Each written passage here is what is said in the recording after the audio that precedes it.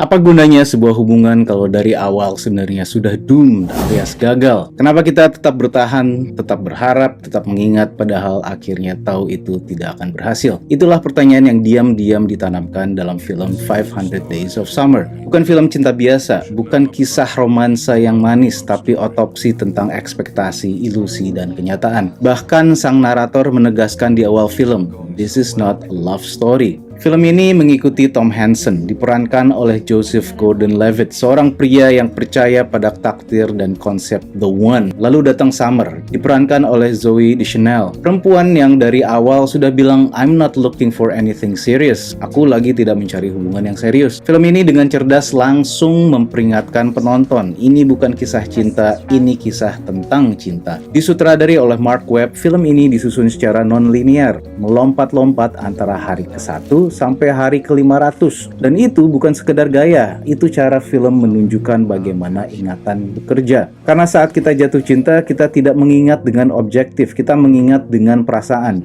Salah satu adegan paling jujur dalam film ini adalah sequence expectation versus reality. Tom datang ke pesta Summer dengan harapan besar. Di kepalanya mereka akan balikan, akan ada momen intim, akan ada tanda bahwa dia memang the one. Tapi realita, Summer sudah bertunangan. Film ini seperti menampar kita pelan-pelan. Bukan Summer yang jahat, bukan Tom yang sepenuhnya korban. Masalahnya adalah Tom jatuh cinta pada versinya sendiri tentang Summer. Dia tidak mencintai siapa Summer sebenarnya. Dia mencintai ide tentang Summer. Dan itu sering terjadi dalam hubungan nyata. Kita jatuh cinta pada apa yang kita proyeksikan, pada fantasi, pada imajinasi, bukan pada manusia seutuhnya, dengan batasan dan kebebasannya sendiri. Pertanyaannya adalah, kalau akhirnya gagal, buat apa semua itu? Jawabannya mungkin sederhana, karena pertumbuhan tidak selalu datang dari keberhasilan. Tom di akhir film bukan Tom yang seperti di awal film. Dia kehilangan, dia kecewa, dia patah hati. Tapi dia juga belajar. Dia belajar bahwa takdir bukan sesuatu yang terjadi begitu saja. Dia belajar bahwa cinta bukan tentang menemukan orang yang mengisi kekosongan, tapi tentang dua orang yang memilih satu sama lain. Dan yang paling penting, dia berhenti menyalahkan Summer dan mulai melihat dirinya sendiri dengan lebih jujur. Hubungan yang gagal seringkali berfungsi sebagai cermin, bukan untuk menunjukkan siapa yang salah, tapi untuk menunjukkan siapa diri kita sebenarnya saat mencintai. Cinta yang gagal bukan berarti sia-sia. Beberapa orang datang bukan untuk tinggal, tapi untuk mengubah arah hidup kita. Summer bukan akhir dari cerita Tom, dia bagian dari proses, dan mungkin itu inti dari film ini. Kadang kita butuh patah hati untuk berhenti hidup dalam narasi film romantis yang kita buat sendiri, untuk berhenti percaya bahwa hidup harus mengikuti skrip tertentu. Karena kenyataannya, cinta bukan soal menemukan the one, tapi tentang menjadi versi diri yang lebih dewasa setelah kehilangan. Jadi apa gunanya cinta yang sudah ditakdirkan gagal? Mungkin untuk mengajarkan kita cara mencintai dengan lebih sadar, tanpa ilusi, tanpa proyeksi berlebihan, tanpa menjadikan orang lain sebagai jawaban atas kekosongan kita. 500 Days of Summer bukan film tentang cinta yang indah, tapi tentang cinta yang nyata. Dan justru karena itu film ini terasa begitu dekat. Kalau kamu pernah mencintai seseorang yang tidak akhirnya bersamamu, mungkin film ini bukan sekedar tontonan, tapi pengingat bahwa setiap summer dalam hidup kita mungkin sedang menyiapkan kita untuk musim